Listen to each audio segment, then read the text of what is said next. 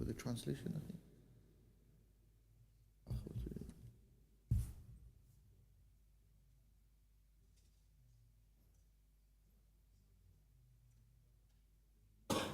You have the book, yeah.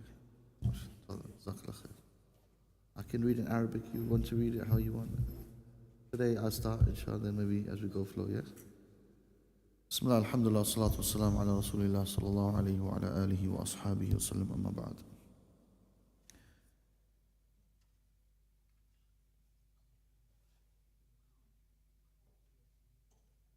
يقول ابن حجر العسقلاني رحمه الله تعالى عن أبي هريرة رضي الله عنه أن النبي صلى الله عليه وسلم قال إذا قمت إلى الصلاة فأسبغ الوضوء ثم استقبل القبلة فكبر ثم قرأ ما تيسر معك من القرآن ثم اركع حتى تطمئن راكعا ثم ارفع حتى تعتدل قائما ثم اسجد حتى تطمئن ساجدا ثم ارفع حتى تطمئن جالسا ثم اسجد حتى تطمئن ساجدا ثم افعل ذلك في صلاتك كلها.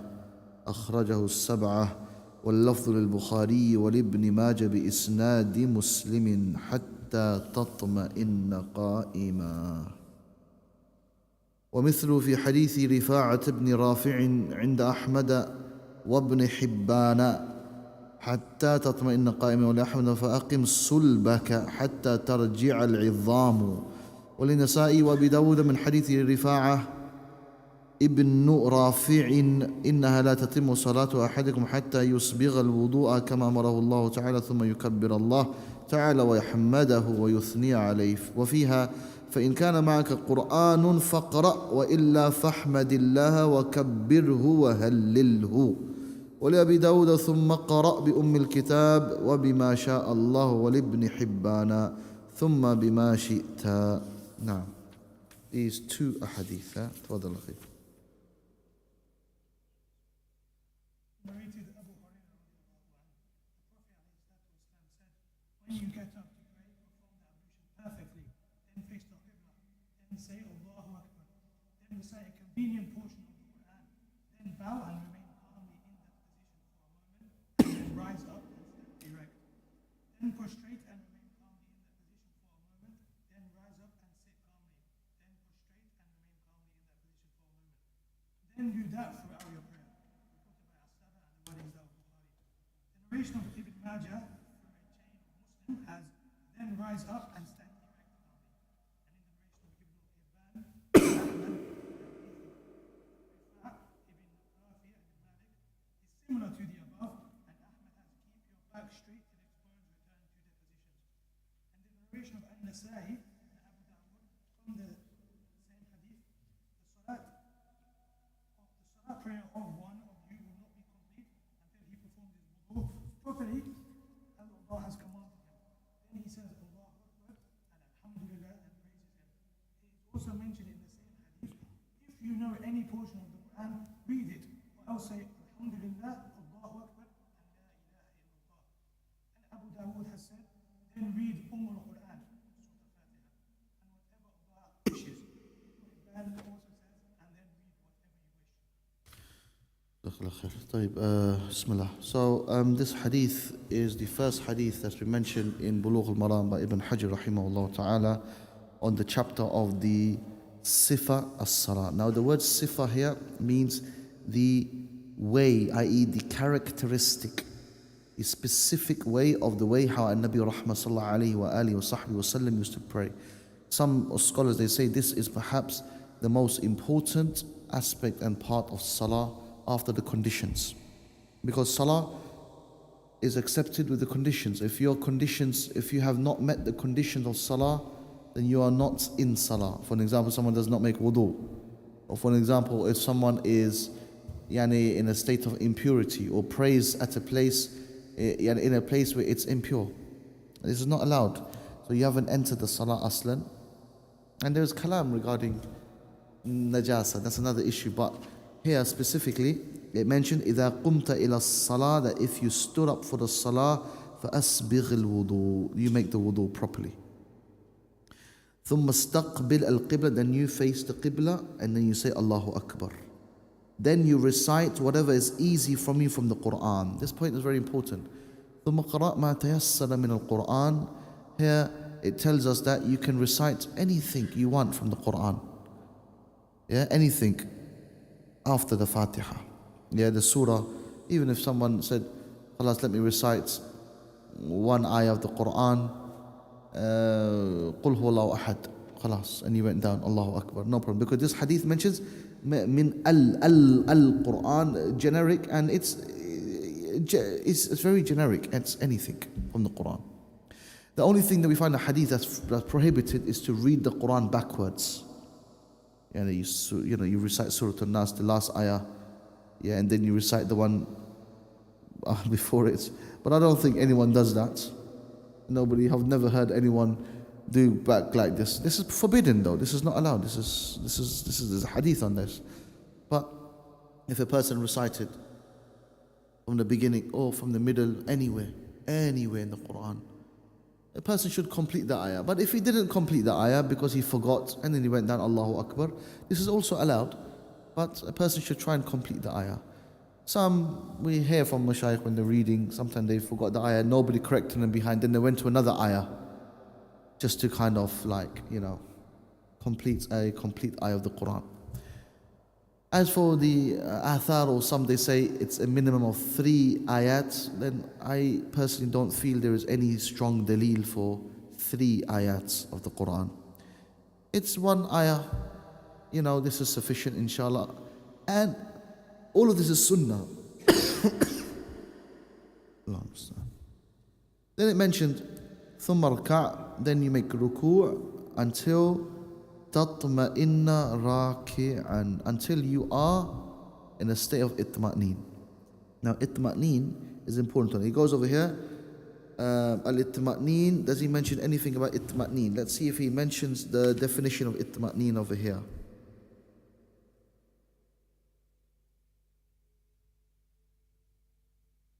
It doesn't really go into that much detail there, but itma'neen, it's not khushu'. Yeah? There's a difference between a state of khushu', where you stay in the state of ruku' and you're really in that relaxed position and you feel like staying there for longer. Naturally, your whole body, they say if your heart is in a state of khushu', فَخَشَّعَتْ سَائِرَ all of your body, al-jasad, khasha'at, or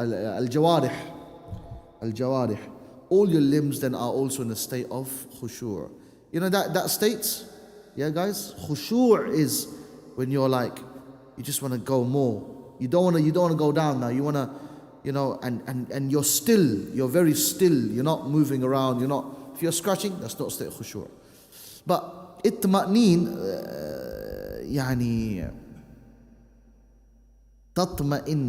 itma'neen over here means to stay still. It means to stay still. That's what it means, yeah? To be in a state of still and, your limbs are still, not moving around. If you're you go into state of ruku' and you're moving around, you're not, and then you got up. Nah. You got to go back to ruku' then. Yeah, you got to rewind and go back to ruku', because that's a pillar of the prayer. You missed the pillar of the prayer. If you missed the pillar, you got to go back to the pillar. And we'll talk about that, how you go back to it and all that in the Sajda to Sahu section, inshallah. Or if anyone has questions later, we can talk about that. But here, this is the same thing with ثُمَّ ارْفَعْ حَتَّى تَعْتَدِلَ قَائِمًا, and then you rise until you stand and you are in that still position. Yeah? ثُمَّ اسْجُدْ, and then in sajda, حَتَّى تَطْمَئِنَّ سَاجِدًا, same, in the state of sajda. And sajda is where we find many of when the people praying, now when we see it in the front of our eyes, yeah, inshallah, nobody here, none of you, inshallah, yeah, but we see sometimes people, sajda is where everyone kind of gets it wrong sometimes. They're going down, they put their head down and they quickly go back up and down. And this is not allowed to pray like this. You have to stay in a state. And there's a hadith of Abdullah bin Abbas radiallahu anhuma, where the Prophet ﷺ said, Umirtu an asjud ala sab'ati a'zum. I was ordered to pray on the 7 limbs. 7 limbs. So when you're doing sajda, you have to do it on the 7 limbs. Yeah?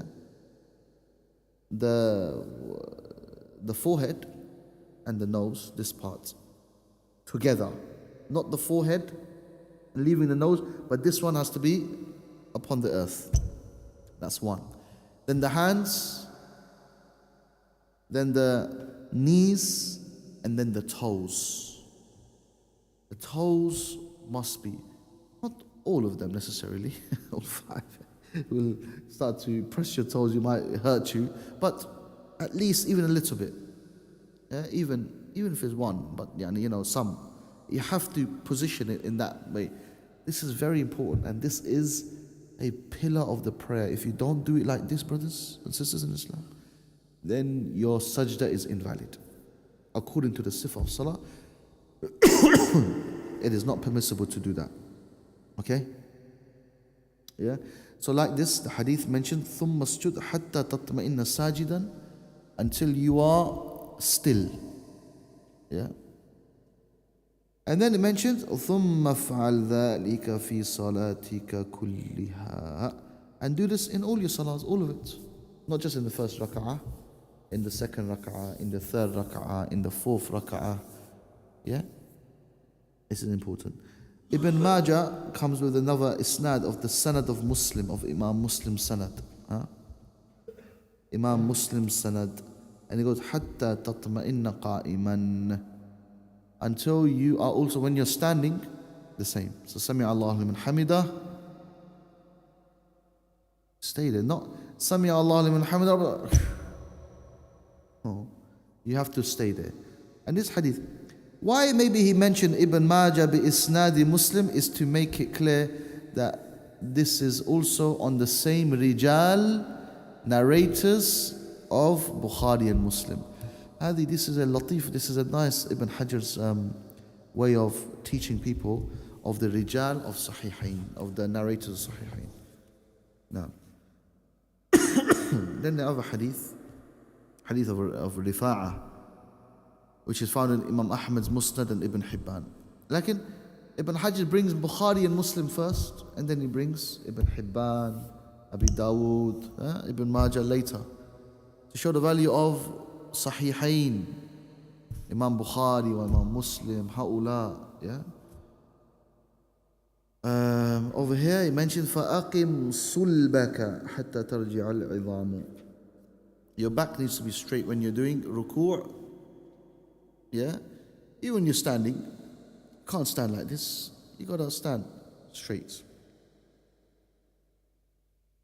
And then Nasa'i and Abi Dawood from the hadith Rifa'ah again, that a person's salah will not be complete until you make wudu properly, as Allah has ordered us. Now Allah has ordered us in the Quran. Allah says, Ya ayyuhalladhina amanu idha qumtum ila as-salah faghsilu wujuhakum, wash your faces, wa aydiyakum ila al-marafiq, your hands to the elbows, including the elbows. What's after that? فاغسلوا وجوهكم وأيديكم إلى المرافق وامسحوا برؤوسكم. Wipe your heads وأرجلكم إلى الكعبين, and wash your feet to the ankle, including the ankles. This is the minimum. This is what's required for wudu. This is what Allah has ordered us. Face, hand, elbows, both hands. Wiping the head, the ear, and then the feet. This is what is required to perform the wudu. If you miss any of this, your wudu is invalid. If you miss the face, and you started the hands over here, it's invalid. Okay? As for the mouth and the nose, this is all sunnah. This is sunnah, yeah? This is the sunnah, and 3 times the sunnah as well. This is sunnah, 2 times the sunnah as well. Or once is obligatory. Once you must do this. So in the case you're rushing, or water, you have a little bit of water, you need to know this. Where you have alhamdulillah water, where you want to follow the sunnah properly and complete your wudu. But if you know there's only a little bit of water and I'm going to fulfill the whole sunnah, someone might need some water, so, or you might need it later on for your next salah. So do the fard wudu. Yeah? Washing your face, hands, elbows, wiping the head, ears, and then the feet. That's it. Then he goes, ثم يكبر الله تعالى ويحمده ويثني عليه. Then he says Allahu Akbar, and he praises Allah, and he praises Allah. And in that he goes, and if you have Quran, then recite it. If you don't, then you make tahleel. Allahu Akbar, la ilaha illallah. Like when people who revert to Islam, they don't know any Quran. They don't know Surah Fatiha even. So here this hadith emphasizes on the importance of this. And this hadith is sahih, thabit. It's an authentic hadith, by the way. And that is, if you can't recite any Quran, you don't know any Quran, you say la ilaha illallah. Yeah? It is permissible to do that. And this is in the case of someone's a revert, or someone, I remember one of the brothers reverted to Islam, but he had a very difficult situation. Maybe he was, subhanAllah, ill or something, and he was unable to read a lot, or even focus. It was very, So this is, I did say you could just do this, until you learn, until a person learns. They didn't either. This hadith is the proof of that. And then for Abi Dawood, then he recites Ummul Kitab, the Fatiha, وَبِمَا شَاءَ اللَّهِ, if Allah wants. وَبِمَا شَاءَ اللَّهِ, and with whatever Allah has bestowed upon you to recite, after the Fatiha. And Ibn Hibban mentions, ثُمَّ بِمَا شِئْتَ, then whatever you want. And that again, as we said, whatever you want is anything you like. As I said, the shortest ayah in the Quran, shortest ayah, what's the shortest ayah in the Quran? Anybody know? Huh? Which one? That's not an ayah. No? Huh? قل هو الله أحد.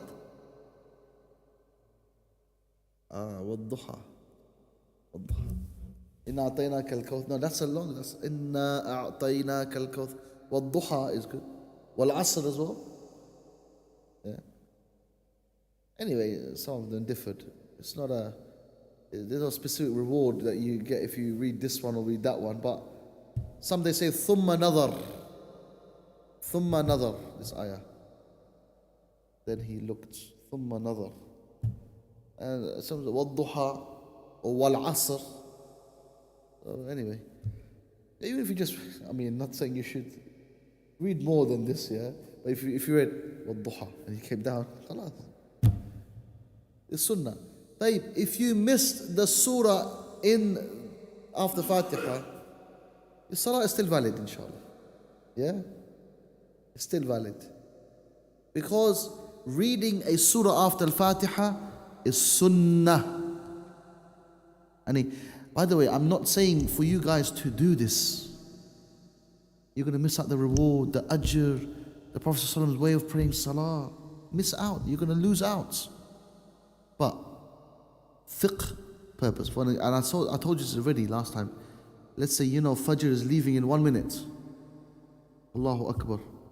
You start your Fatiha. You need to get back up. Not quickly, but following the sunnah, the proper way, in a state of itma'neen, in a state of, rest at each point. So, in this case, if you missed the surah, there's a reason to. And inshallah, it'll be written for you, bi'idhnillah, we hope, that you read the surah as well because you wanted to, but because of the time, you couldn't. And it's always your habit to read the surah. And the hadith mentions that كُتِبَ لَهُ مَا كَانَ صَحِيحًا مُقِيمًا, isn't it? That if a person becomes unwell or you travel, إذا مرض العبد أو سافر كُتِبَ له ما كان صحيحا مقيما. then it's written for him, he's going to get the reward of what he would do when he was normal and he was a resident. طيب, الآن, when you are a traveler, it's not sunnah to pray the sunnah other than the Fajr sunnah. You know this? So if I'm traveling now, I went to Manchester to see a relative, khalas, traveled, and I went there. Dhuhr came in. My sunnah is to pray my salah, qasr, yani, I pray 2 rakats. Or if I'm in jama'ah, then I pray behind the full. Yeah? The fard. After that, I don't pray sunnah. But when I'm here as a resident, if I'm always praying the sunnah, inshallah, it will be written for me as though I prayed sunnah. Hada deen. Sometimes some brothers, they get, Shaykh, how can you not pray sunnah? Even if you're traveling, for me, I pray my full sunnah. I say, I follow what Rasulullah sallallahu alaihi wasallam did. And inshallah be written for me. So the fiqh, the understanding of the ilm is different to thinking what I think is right or wrong. You with me? So, it is sunnah to read the surah after Fatiha. It's not fard. But, if you make a habit of this, then you're turning away from it. This becomes khilaf al-sunnah. Khilaf al-sunnah. And why would you lose the reward? Yeah, inshallah. But as I said to you, if your time is going, 1 minute left. Al-Fatiha, yakfi. Inshallah ta'ala, Allah knows best. Now, questions? Brother?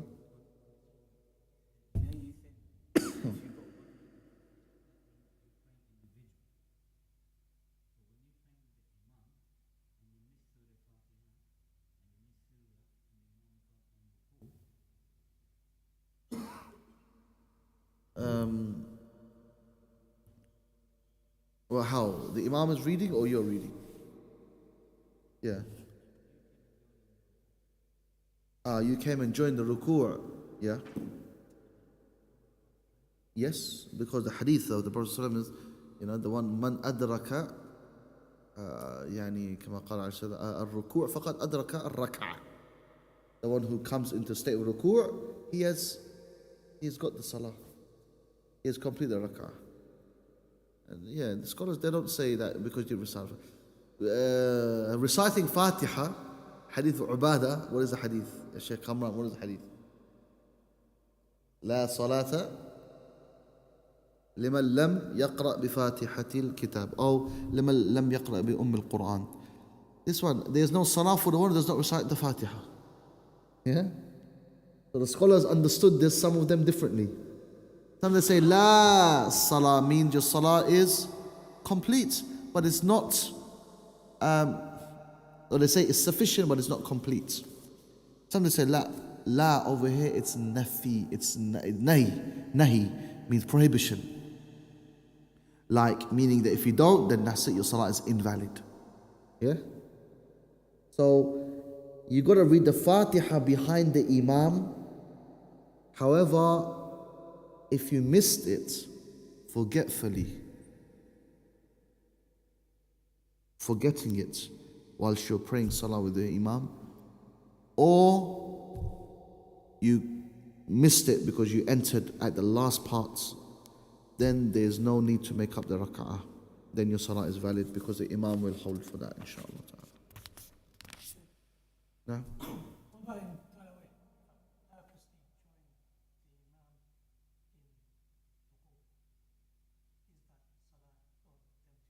that salah or them 2 rak'ah? So you sit at the back, you wait for the Imam to come down and they say, let's look. Salah is valid. Yani, you lose the reward. The Fatiha, the Ameen, the Takbir, from the first Takbir, Allahu Akbar, then you start straight away. That is the reward, the ajr of the Salah. Yani, Azim, but can I say it's invalid? No, it's valid. Because of the hadith, if you catch a ruku, you catch the Salah. Now.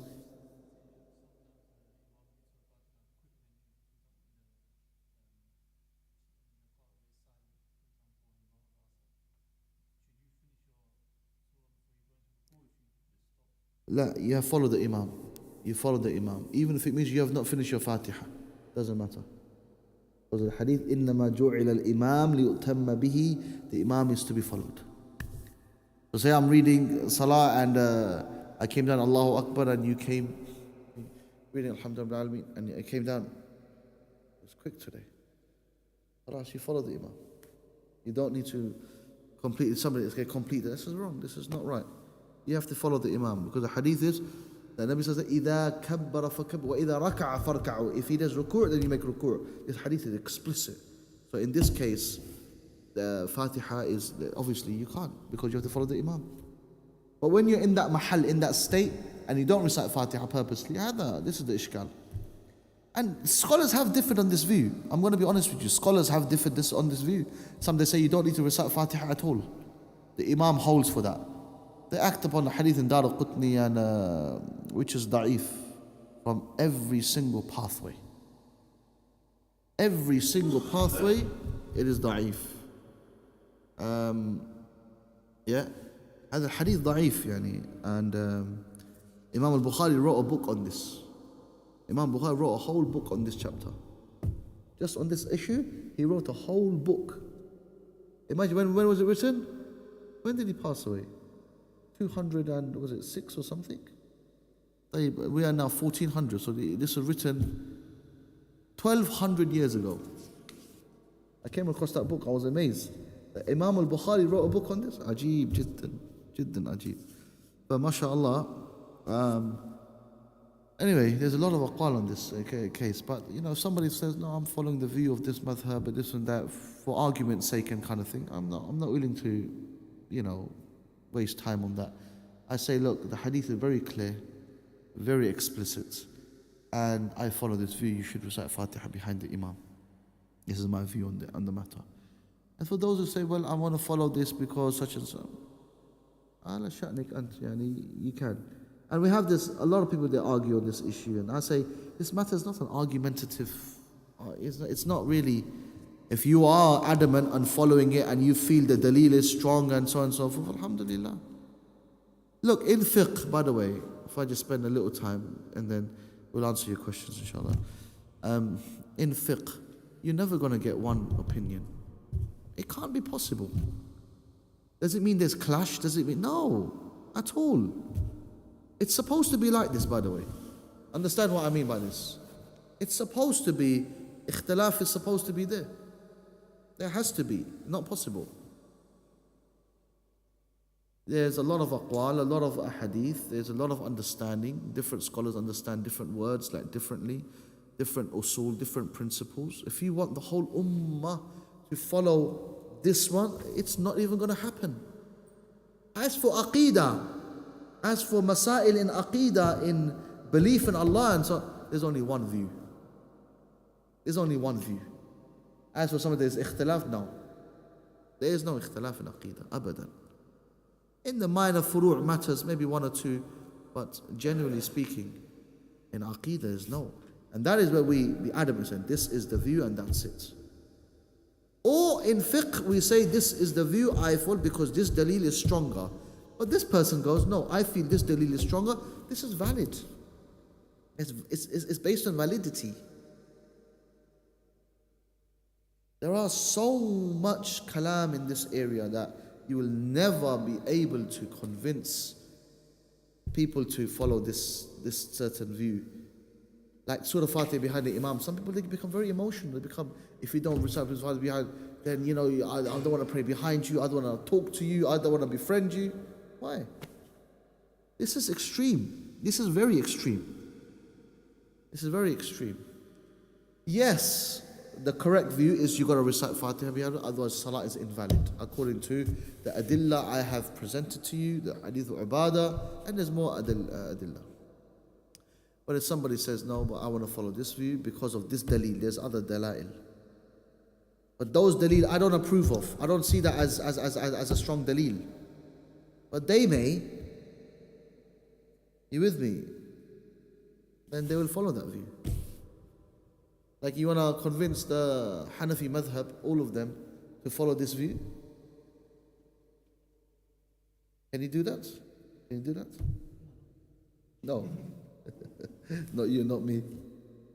And I'm not here to convince them. Some brothers, they get emotional, they get a bit, you said this, you said, brother, learn, ikhtilaf is normal. I had real arguments with some brothers back in the days, and I don't get into those discussions anymore because I don't have time for that. You don't understand my principles? Don't talk to me on this issue. About the witr issue. Salat al-witr. In one masjid, we said we were going to pray witr in this way. The sunnah, Haramain, they pray like this everywhere. 3 in one go, without sitting, or 2 and make infasal, i.e. say salam and then 1. Not 3 like Maghrib. Yeah, where you have 2 sittings. Others became very, very, very fumed. They were like, why in this masjid we were doing all that? I said, look, wake up to the world. Any imam comes, the next imam, if he's a Hanafi imam, I will pray behind him, and I will pray behind that imam. If he prays in that way, I will complete the salah in that way. I don't have an issue in that. Huh? According to me, no.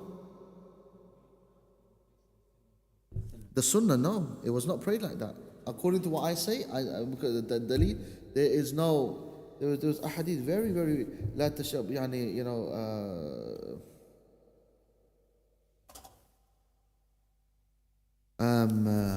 the wording has come from my mind. لكن لا تشبهوا بصلاة المغرب. You know, don't pray the witr like the maghrib. So some scholars understood that as if you make the witr, the dua witr, they say you have to make it. I believe so. In the Hanafi madhab, they say so. If you have to make the witr, they say that's not like maghrib now, because they don't make witr in maghrib. Yeah, so that's their way of saying, their argument is that. And this argument is weak, especially when you have many adillah of the Prophet ﷺ praying in those other ways, in the way we pray, the sunnah today. The point I'm making here is, the correct view is not to pray like that.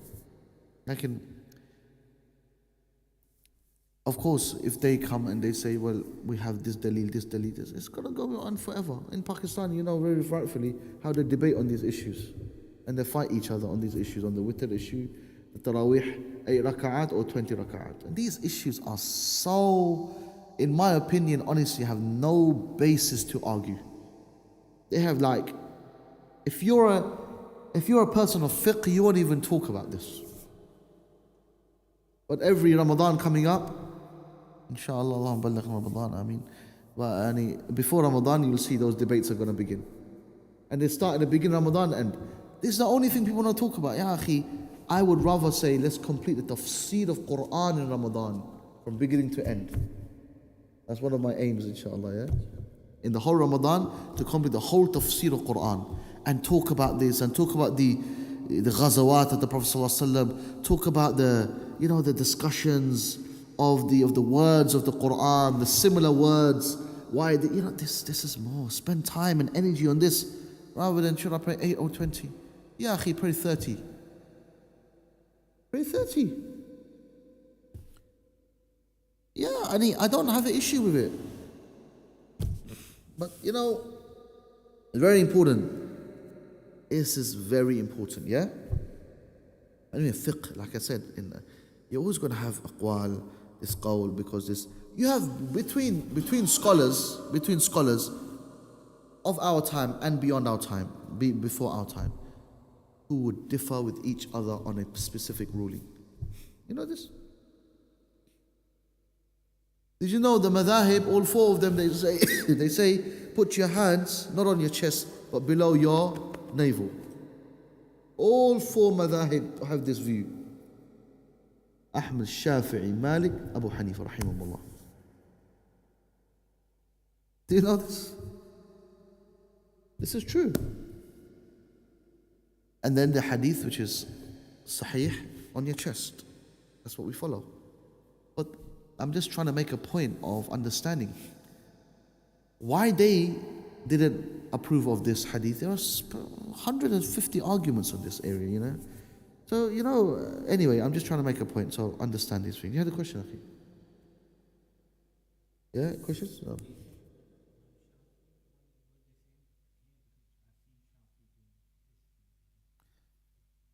There probably are many riwayat, but the actual madhab, they all of them, from what I know, I've understood, is all of them, they say under this. Under this. Even Al-Nawawi, rahimahullah, Imam Al-Nawawi, I believe so, rahimahullah, all of them. This is known. In the madhab of Imam Ahmad bin Hanbal, rahimahullah, and Umda, Zad, all of them, they say under the navel. Because they see that hadith of Ali radiallahu anhu is hadith sahih. Or they approve the hadith being sahih. And some scholars who say the hadith is weak, they say no.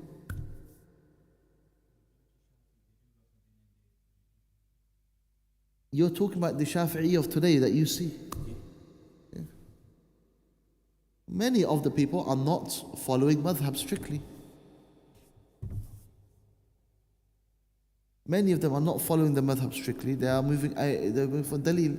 The asl is Quran and Sunnah. Quran and Sunnah. هذا هو مذهبنا. This is our madhab. Now. Yes. Question? No, خلاص. Yes. No. Yes.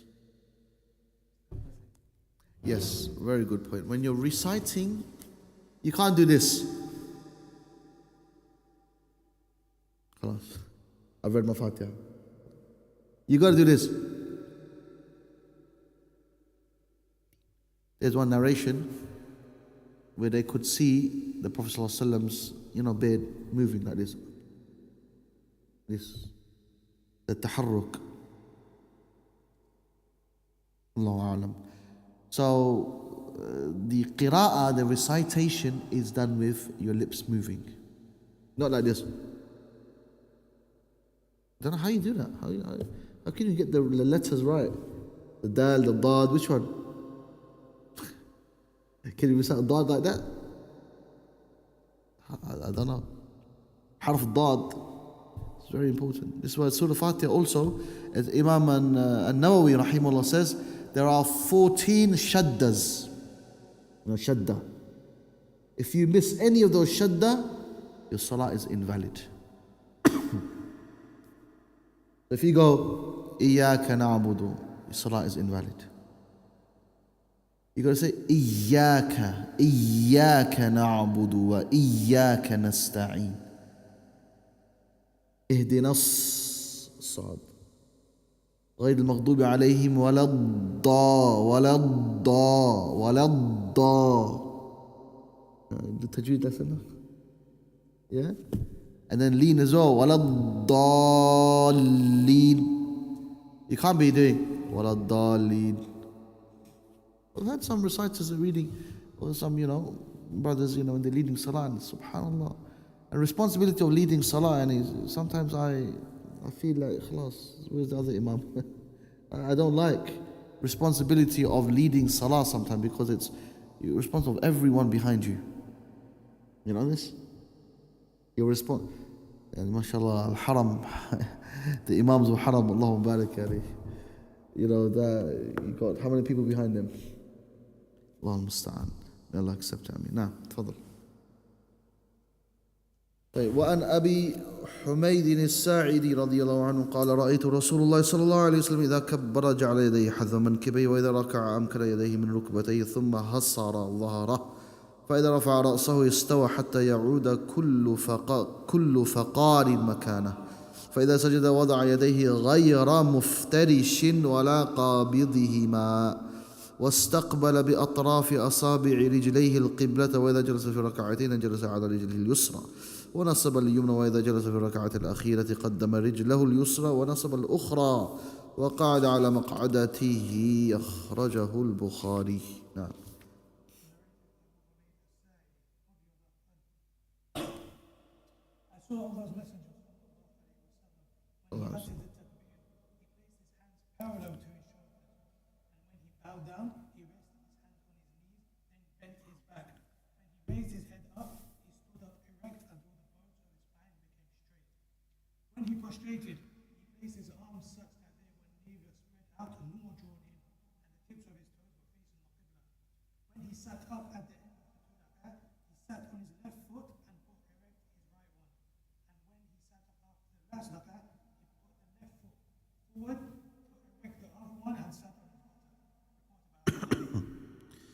Now, هذا الحديث حديث عظيم. This hadith speaks about the sifah of the Prophet ﷺ, salah, yani in general, all of it, but there are things that are missing.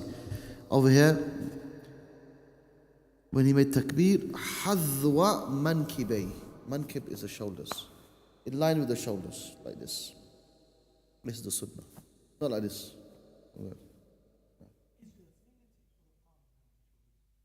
The fingertips. فروع الأذن.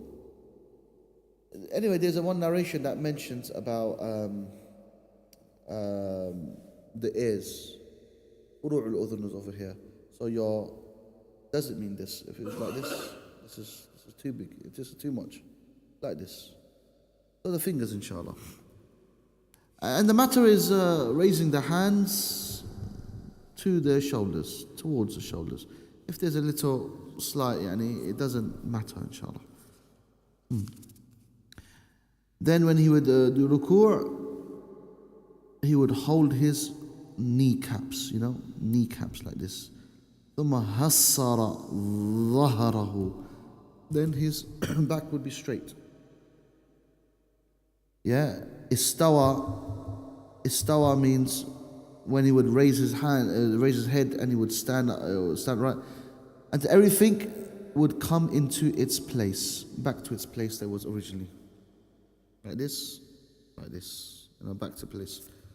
Likewise with sajda, yeah, and then likewise the toes facing the qibla, as we said. And if he would sit in the 2 rak'at, he would sit on his yusra, on his left, sitting on the right. Yeah, like someone is doing that now.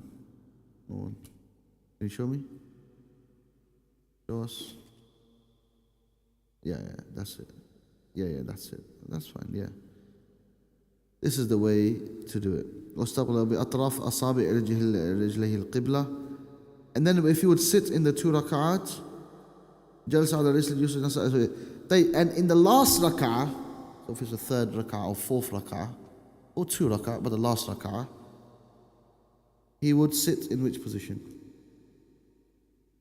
Yes. Yeah. So taking the left foot out and the right foot like that, yeah. وقعد على مقعدته, and he would sit in that place. The translation needs to be a bit appropriate there, فهذا, we're talking about Rasulullah sallallahu alayhi wasallam akramul khalq. Some of the words that they use are inappropriate, They should say sitting in that place, or in the seat, or on the floor, on the ard. Not the way they've, in my opinion. No. This is important that we sit like this, inshallah ta'ala, and learn how to sit like this all the time. And one of the benefits of sitting in that last position that the brother showed, is we call it mutawarrik. That position is very important, because sometimes you come in, you may realize the imam is in which rak'ah. Yeah, so if he sits in that position, sometimes it's good for people to know. Sometimes the imam doesn't know. It's permissible to do any of them. You can do any of them, doesn't matter.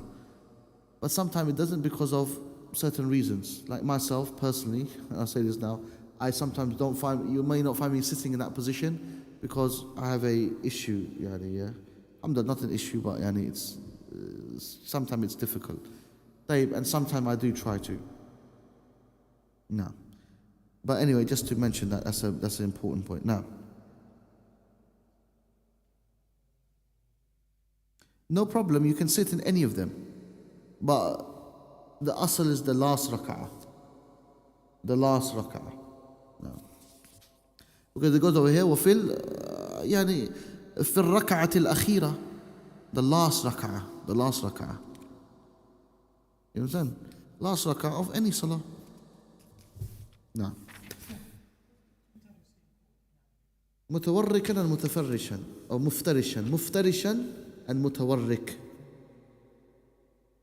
So over here, as in the hadith mentioned over here, where is it? فإذا سجد وضع يديه غير مفترش. Iftirash is when you're sitting on your bottom, yeah? Mutawarrik is when you're in the other way, in the first way. No.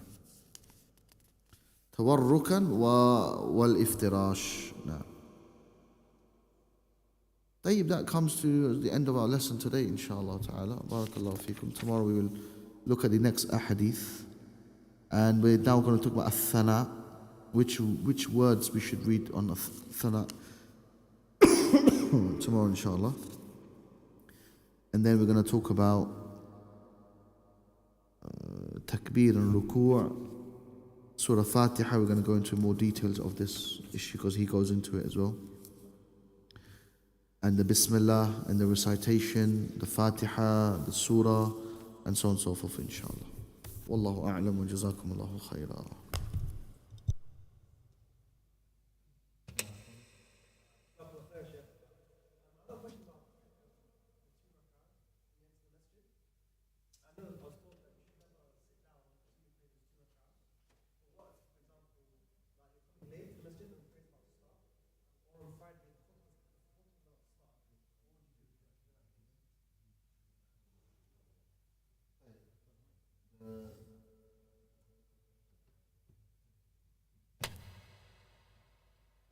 The question is about when you're entering the masjid, praying 2 rak'ah. Firstly, if you're entering in the masjid khutbah, as you asked, the Friday khutbah, hadith in Bukhari is clear, where once the Prophet ﷺ was given the khutbah and a sahabi came in and he sat down. The Prophet ﷺ stopped the khutbah and he asked him, have you prayed 2 rak'ahs? And he said, no. Then Nabi ﷺ said, قُمْ فَصَلِّ رَكْعَتَيْنِ. He said, stand and pray the 2 rak'ahs. But this shows the emphasis of during the khutbah, doesn't matter, you should still pray the 2 rak'ahs. As for entering into the masjid and there's a salah about to take place, and if you pray, you're going to miss a rak'ah or you're going to miss a great portion of the salah. The scholars, they say the meaning of the hadith is enter into the mosque and the first thing you do is you pray. Whether it be 2 rak'ahs or any 2 rak'ahs or any salah. So for an example, if the Isha is going to take place in 30 seconds, I come in, I want to pray my 2 rak'ahs, I can stay standing and pray the jama'ah. That jama'ah will suffice for the meaning, i.e. 2 rak'ahs. I.e. it means when you enter the mosque, pray. That's what it means. So if you know the salah is about to take place, then you don't sit down, you wait for the salah. But if there is time, you can pray any 2 rak'ahs. If it's Salat al-Duha time, if it's a Sunnah Ratiba, all of that is sufficient for that, yeah? So that is what the hadith refers to, inshallah, if that's what you mean. Is that clear? Yeah. No.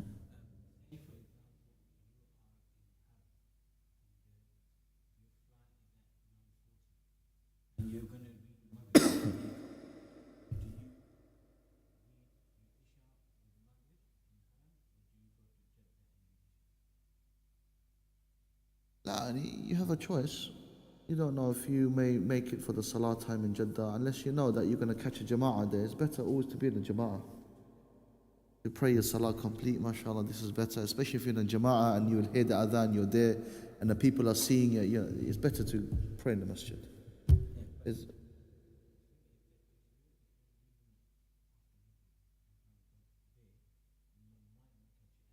So in this case, it's allowed for you to do 2 rak'ahs. So after Maghrib,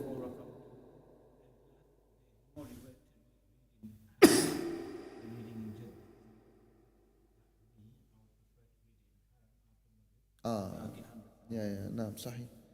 I would do that, I would do the same. I'll pray 2 rak'ahs there to get the 100,000 salahs, mashallah. Yeah. Bismillah. Now, of course, you have the choice. Yani, this issue goes back to if you're a musafir or not, if you're a traveler. Because praying immediately after Maghrib, it means you're a traveler. You're joining the salahs.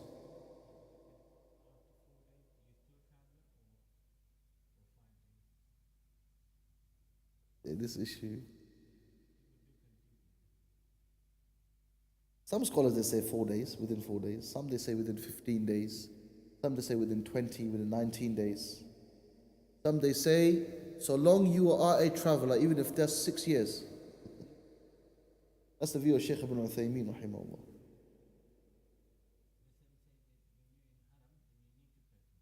Aslan, yani, I haven't come across a clear-cut daleel that tells me that you have to do it within this limit of time. I'm still wary of the situation, but I haven't come across any specific daleel that is what you call tahdeed, mudda tis safar, specifying the limit of a traveler. I haven't come across a daleel. But some, the majority of the scholars, they say 4 days. Does that mean Monday, Tuesday, Wednesday, Thursday, and then Friday, when you leave on Friday, after you pray not 2 rakah before? Okay. But you are now joining them. For what reason? If you're following the view... Have a look. Listen, okay. Khalas, it's okay. It's okay, you can join with Maghrib if you're a traveler. But if you're not a traveler, if you've, for an example, you're saying you're following the view of 4 days, yeah? If you're there out of 4 days, 7 days, for an example. Is that what you're asking? So, and you're following that view, then why would you join the salah? Yeah.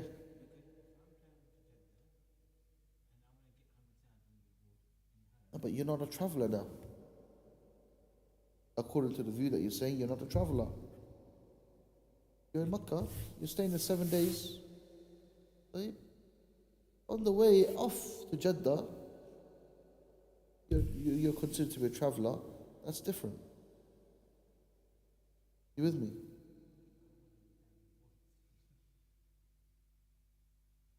Then you follow the view of Shaykh ibn Uthaymeen that, yeah, you can join your salah so long you're a traveler. Yes. You consider traveler once you tend to sell from your journey, once you pass the limit of distance. You are a traveler. You are a traveler if you are intending to travel. Some scholars, they say the niyyah. Number 2, you're going to go on the distance, you're going to reach the distance of being a traveler. The distance, as some have said, is 80 kilometers. Yeah? When can you now pray the shortening the salahs? This issue you're talking about is when you leave the city where there's no more buildings, connected buildings in the sense that, the city buildings, you've gone into open land. That's when you can start shortening your salahs. Yeah. Because now you are considered to be, because you're going on the journey of being a traveler. You with me? Nabi Sallallahu Alaihi Wasallam, when he prayed in Medina, he prayed 4 dhuhr, full. Then he go to Dhul Hulayfa. Dhul Hulayfa is by the Biqat of Medina. That's only 3 miles. Yeah. That's only three miles. And he shortened his salah. He prayed Asr 2 rakats there. Why? Is it 3 miles is the distance of being a traveler? No. It's because he was going out to travel, going to Makkah. He's going to travel. But because he left the city, he's now allowed to shorten his salahs, with the intention of traveling beyond 80 kilometers. Do you understand the issue? Yeah. So like, for example, if you're living here, when we go to, Chingford, so if you intended to, let's say, go to Yorkshire, for 3-4 days, you want to stay there, So from Chingford, that's right, yeah? From there you can start shortening your salah. So if the salah time comes and you come up there, you can do 2-2.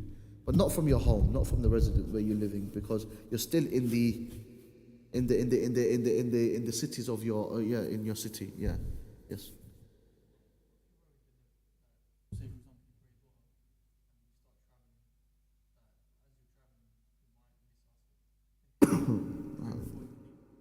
No, you can't do that. Some scholars do say you can join your salahs as full if there's mashaqqa, difficulty that you anticipate something. Yeah, put mashallah, there's prayer room, there's qibla. The other day I was there, I just took the qibla, I said, where is it? Is this where I prayed salah? The check-in, everyone's going in, I was like, I'm going to pray salah. I know there's going to be time, there's ways. There shouldn't be any tasawwul easy, but if there's mashaqqa, like different like exams, for example, or certain reasons, and one of it, you can join your salahs. There's difficulty, you can join. Your wife needs to go to the hospital, and she's in the car, and they have to reach this time for her to come out the car. It's safety. This is not easy. So dhuhr time she joined with Asr, no problem.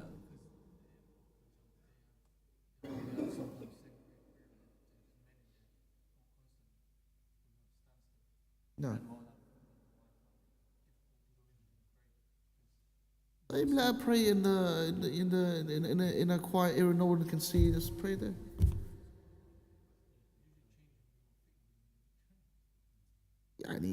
When those difficulties come up, then you assess. You can't just assume, it might be difficult. Huh?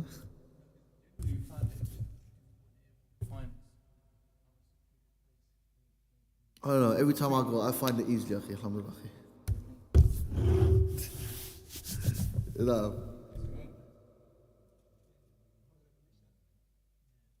If it's mashaqqa, if it's difficult, the rain is pouring heavy, it's like creating floods and difficult situations, then inshallah, if it's mashaqqa, not like the rain that we see every day. If it's difficult, look, it all goes back to mashaqqa. The difficulty is to be assessed. If it's very difficult, you find it being you can. Like the days when it's snowing heavy and that kind of thing, and it's difficult. But if you're at home, mashallah, it's easy, you can pray full salah. No.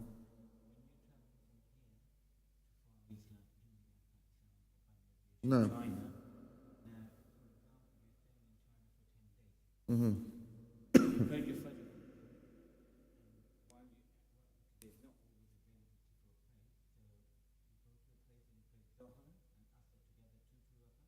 Yeah.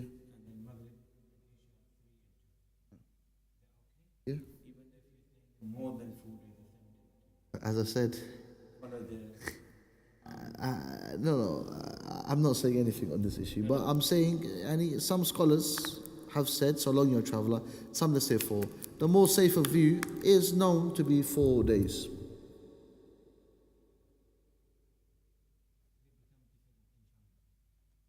Huh?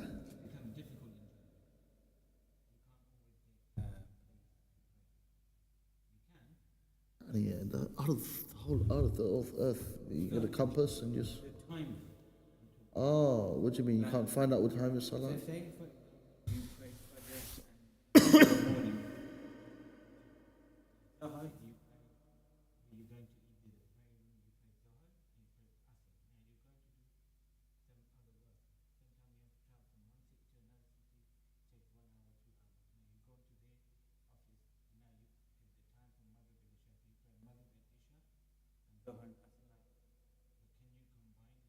Inshallah you can. Okay, خلاص, inshallah. Barakallah fi.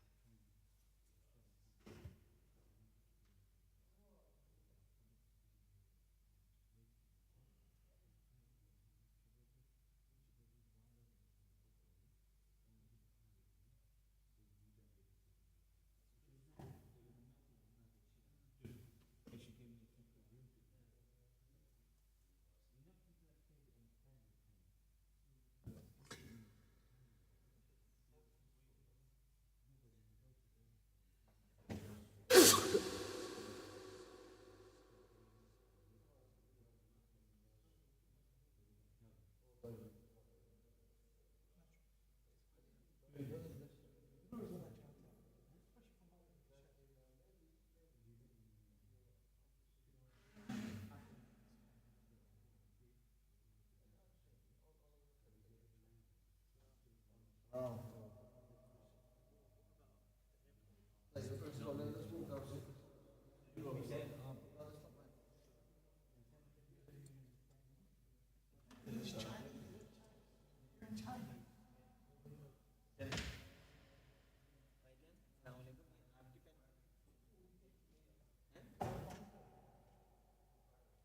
यार जनवरी की date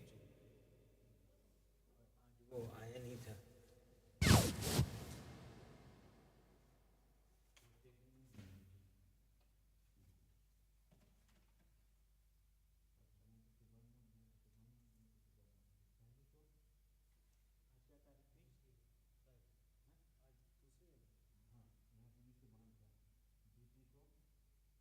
नहीं तो कोई भी नहीं है फजर में।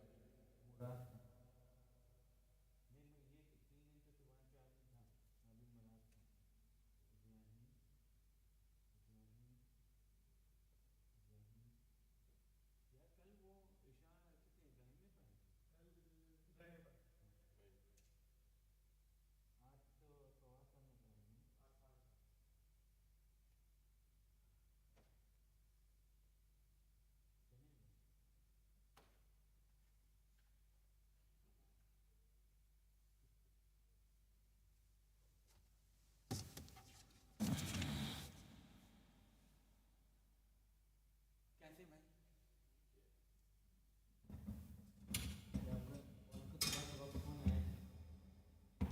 पार्टी पनु का लाट आया है अच्छा ले ले।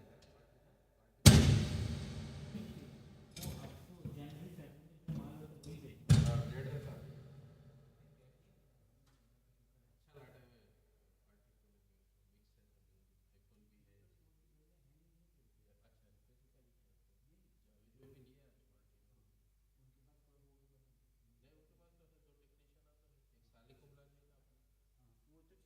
और प्लस वो नहीं बात खालिद भाई, हमारे पास दुकान पे रुपए होते, तो अभी हम उसको टेक्नीशियन को क्या कहीं कोई ऐसा चलेगा लगा।